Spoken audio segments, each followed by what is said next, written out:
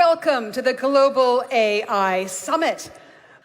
We have gathered for you from around the world industry leaders, policymakers, change makers, philosophers, and academics coming together to showcase the most brilliant innovations in artificial intelligence. Thank you so much.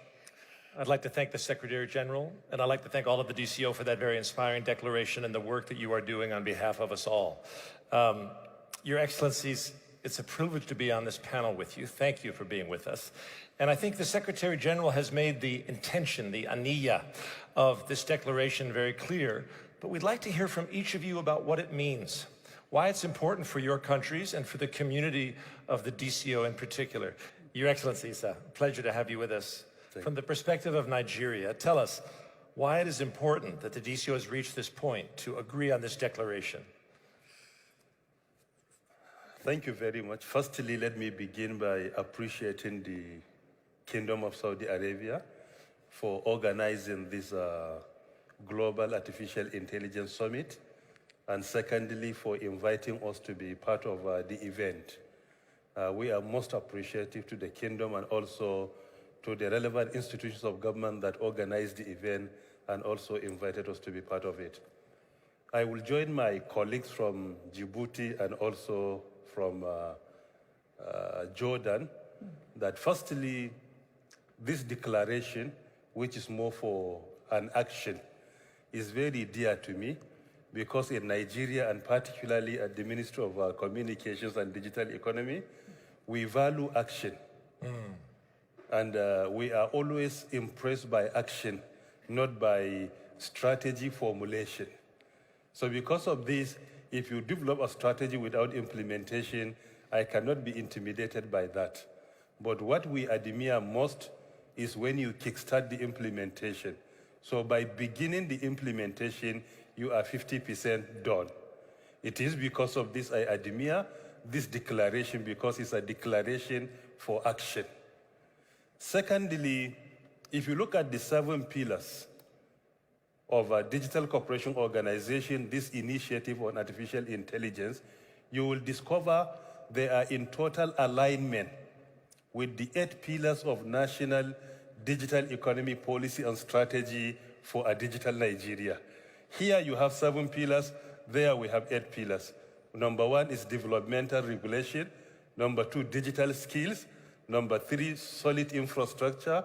Number 4, service infrastructure. Number 5, digital services. Number 6, soft infrastructure. Number 7, digital society and emerging technologies. Number 8, indigenous content development and promotion. So the 7 pillars here are in total alignment with the 8 pillars of our national digital economy for a digital Nigeria. Thirdly, it means a lot to us because I strongly believe that digital economy or emerging technology cannot be implemented in silos. Today, the advancement of technology, particularly in the 4th industrial revolution, in most cases, border is no more respected, and there is no monopoly of wisdom and knowledge. The more we come together, the more we agree to partner and collaborate together, the more we are successful, because there is no institution or country that has monopoly of wisdom and knowledge.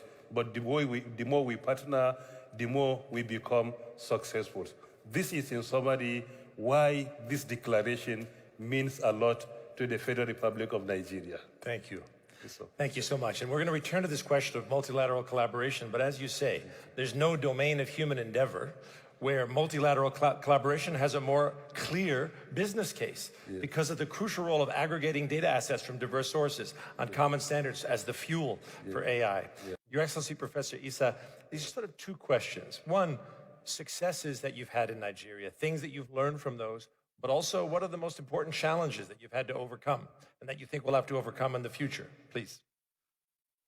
Thank you very much, Mr. Rudolph. Firstly, on the success story in Nigeria.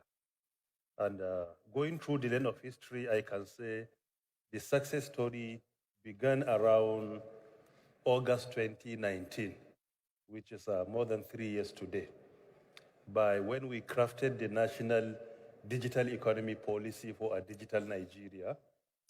Pillar number 7 in the policy is digital society and emerging technologies. AI falls under emerging technologies.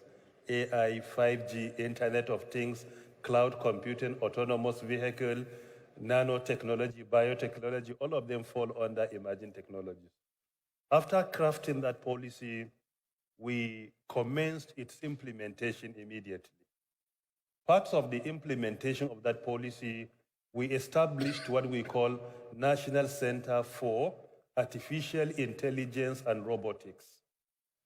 That is a world-class center established by the government of Nigeria, where we brought all the world-class facilities that are required, the personnel with the expertise to manage the center, and also to mentor our younger ones, particularly to discover the talent we have in the country and see how we can effectively harness this talent that will come up with a solution to our indigenous challenges and problems within the country. The center has been very successful so far.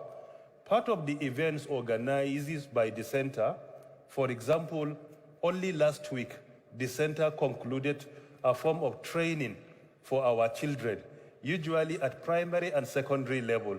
We call the program Catch Them Young, meaning we challenge our children, our young innovators, starting from primary school, to think of any complex problem in our society and to come up with a solution that will address that complex problem through artificial intelligence.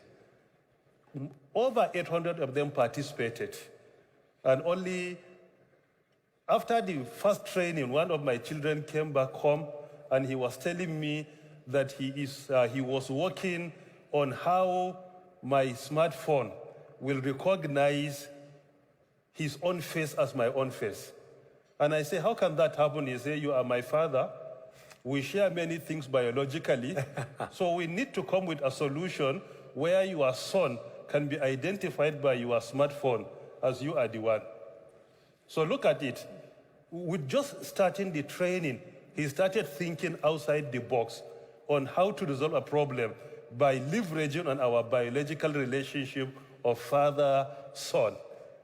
And at the end of the training, one of my children got the second best prize in the country.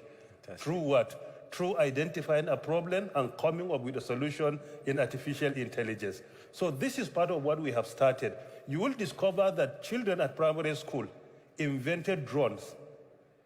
And not only drones on paper, physically you can use the drones, and they're at primary level. Why? Because children are more inclined to technology. They are digital natives. They understand technology better than all of us.